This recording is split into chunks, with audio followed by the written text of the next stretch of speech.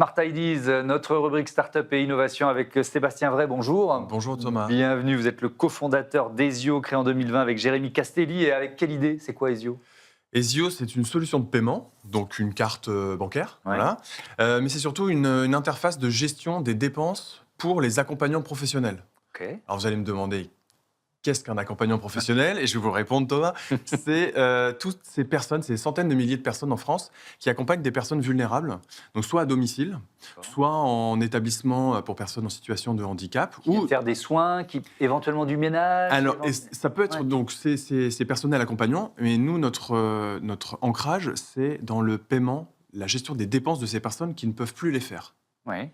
Votre maman est à domicile, Mhm. âgée, elle ne peut plus faire ses dépenses, donc il y a un accompagnant professionnel qui va se charger de les faire.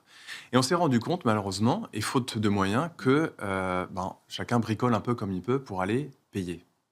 Donc on va prendre la carte bancaire de la personne âgée, des espèces, des chèques, des Ouais, bons c'est pour les compliqué, tutelles. ça crée des questions de Exactement. confiance, de suspicion parfois des Exactement. proches, des familles. Bon, c'est pas simple, quoi. Exactement. Donc nous, on a créé la carte de paiement Ezio, donc on est une fintech Ouais. agréée à la Banque de France. Et notre solution aujourd'hui est déployée dans plus de 500 établissements médico-sociaux. Et on a des dizaines de milliers de professionnels qui utilisent notre solution pour sécuriser, simplifier toutes les dépenses de ces personnes-là. Alors, je vais me placer du côté des aidants. C'est quoi la journée type d'une auxiliaire de vie et ça change quoi si elle a entre les mains cette carte Ezio? Alors l'auxiliaire de vie, les auxiliaires de vie vont se lever très tôt, Mhm. se prennent leur voiture, elles ont leur planning, elles partent, je dis elles parce qu'elles sont majoritairement Souvent des des femmes. femmes, elles partent au domicile, Mhm. elles peuvent faire du ménage, de l'aide au lever, etc. Et puis il vient le moment de remplir le frigo. Mhm. Et là, avec Ezio, son employeur, ou alors l'auxiliaire de vie elle-même, s'est équipée d'Ezio. Elle a sa propre carte, soit fournie par son employeur, soit par elle-même. Elle va faire une dépense au supermarché du coin. Et là, elle renseigne dans notre application mobile, j'ai fait une dépense pour Telle Huguette, personne. voilà, Huguette Hugues, la maman de Thomas Hugues. Et Elle s'appelait Bernadette. Bernadette Hugues, voilà, elle fait la photo du justificatif. Et surtout, elle a attribué la course à Bernadette. Et Bernadette, elle, est prélevée ensuite pour remettre de l'argent sur le compte Ezio géré par la structure. Donc, alors, c'est parfait, très bien compris. Pour les personnes âgées et dépendantes, ça donne de la sécurité, tout simplement. C'est pas compliqué pour elles, parce qu'il y a toujours cette question de... Ils n'ont rien à faire. Rien à faire. Ils n'ont rien à faire. Ils passent par un service d'aide à domicile qui est pleinement équipé avec des outils digitaux, dont la carte Ezio. Mhm. Je voudrais 1 heure ou 2 heures de course. OK, nous, on a notre propre solution de paiement, pardon. D'accord. Et vous n'avez pas besoin de nous prêter de l'argent, Alors, question simple, est-ce que c'est gratuit pour les personnes dépendantes? Ou est-ce qu'elles coûtent...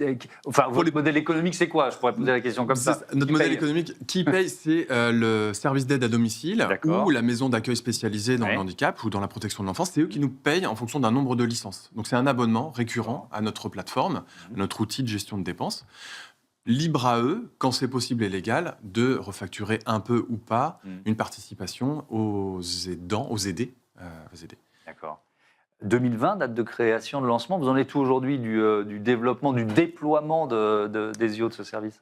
2019, salon des services à la personne. On a une appli de liste de courses un peu bancale. Mhm. Sébastien, c'est sympa ton appli de liste de courses, mais nous, le vrai problème, c'est le paiement. Je fais Ok. comment ça? Et on se pose des questions. Et je dis, et je vois qu'il y a un problème général.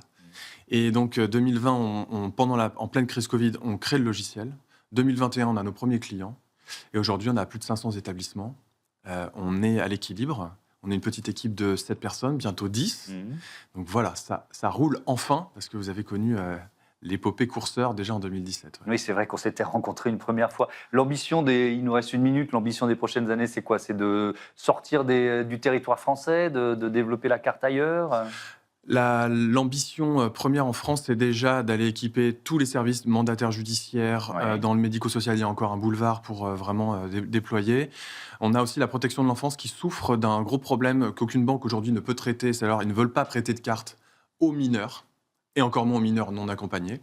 Et puis, une fois qu'on aura bien développé en France, j'imagine et j'espère qu'on pourra déployer et dupliquer en Europe. C'est ce qu'on vous souhaite. Merci Sébastien Vray et bon vent à Ezio. Voilà, c'est la fin Merci, de ce Smart Impact. Merci à toutes et à tous de votre fidélité à la chaîne des affaires, la chaîne des audacieuses et des audacieux. Je vous dis à demain sur Be Smart for Change. Salut.